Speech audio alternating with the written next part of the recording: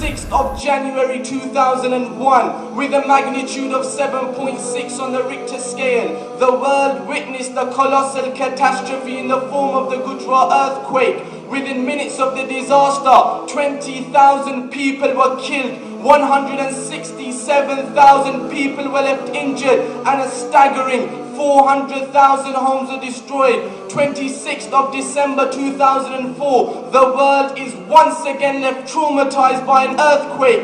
This time, the magnitude is 9.1. This time, the earthquake is so severe that it shook the entire planet 1 centimeter from its axis. This time, it's the Indonesian earthquake or the tsunami. This time, 230,000 people are killed instantaneously across 14 different countries. 8th of October 2005. The world is once again left shocked by an earthquake. Kashmir, it's a Saturday. Students are in school just like every other Saturday. A disaster strikes in the form of a 7.6 earthquake. Within minutes, the area is transformed from a peaceful region to a pool of dead bodies, totaling in excess of 75,000 individuals. Entire towns and villages are wiped out at once by this disastrous devastation. 11th of March 2011, and I'm talking just a few months back, the Japan earthquake. The world is once again shocked as the disturbance sends waves of up to 38.9 meters high, sweeping through Japan, destroying 125,000 buildings in the process. The earthquake rates 9.1 on the Richter scale. The death toll is 15,093. But do not get me wrong, my brothers. My intention, my purpose, my objective of standing before you today is not to inform you of some figures and some facts. It's not to portray some numbers or some stats. Rather, is to make each and every one of us understand, is to make each and every one of us comprehend, is to make each and every one of us realize the similarities between these incidents, the similarities between these disasters, the similarities between these catastrophes. What's the common factor? What's the common feature? What can we deduce from these heart-rending, tear-jerking, agonizing events? Let's answer this question with another question. Did the 630,000 individuals killed by these chaotic catastrophes have any idea that their time is up? Did they wake up in the morning knowing it's the last day of their lives? Did they go to school or work aware of what their day would bring to them? The simple answer is no, because death is a phenomenon that is unexpected and unpredictable.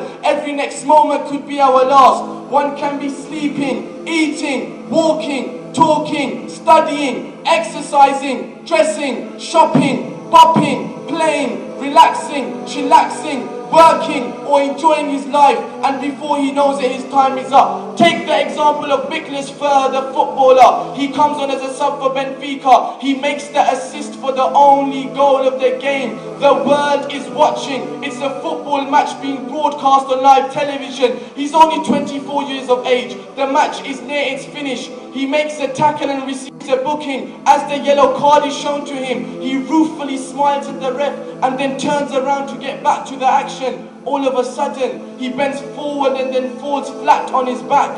He dies on the football pitch. The other players look at him in visible distress. They begin to cry, but the crying doesn't help, because death is unexpected, and when it comes to death, nothing can prevent it. No force or power of any type can delay death, let alone prevent death. No physical, medical, chemical, financial, technological or biological force can delay death for as little as a second. Why? Because Allah subhanahu wa ta'ala himself says in the Quran al-Kareem, وَلَنْ يُؤَخِّرَ اللَّهُ نَفْسًا إِذَا جَاءَ أَجَلُهَا, that when it comes to death, when it comes to taking lives, when it comes to taking souls, then Allah Ta'ala does not delay. Now that we have established the fact that death can come to us at any time and any place, anywhere and anyhow, through any form and any means, the next question is, my brothers, are we ready to die?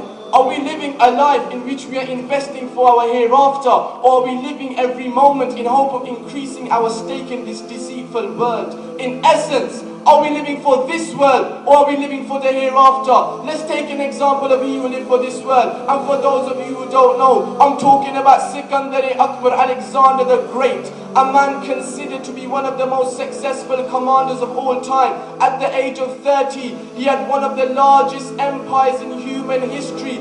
He had it all. At the age of 25, he had conquered 90% of the known world. Yet this same man, this same Alexander, this same Sikandar, when he's on his deathbed and surrounded by his men, he makes a bizarre wish. He says, oh men, after my death, when you put my body in the casket, then let my arms hang over the edges with my palms wide open. The people around him ask the reason to this bizarre request. He replies, so that people can see, so that the world can see that I am that very man who conquered the entire world. Yet today, I am leaving the world empty-handed. This was the end of you at it all. We must realize, my brothers, we can possess the most luxurious of houses, the most expensive of clothes, the most profitable of businesses, the most classy of cars, the most respected of positions in society, the most well-paid of jobs, the most prestigious of degrees, the most envied of grades, the most impressive of CVs, the most affable of associates,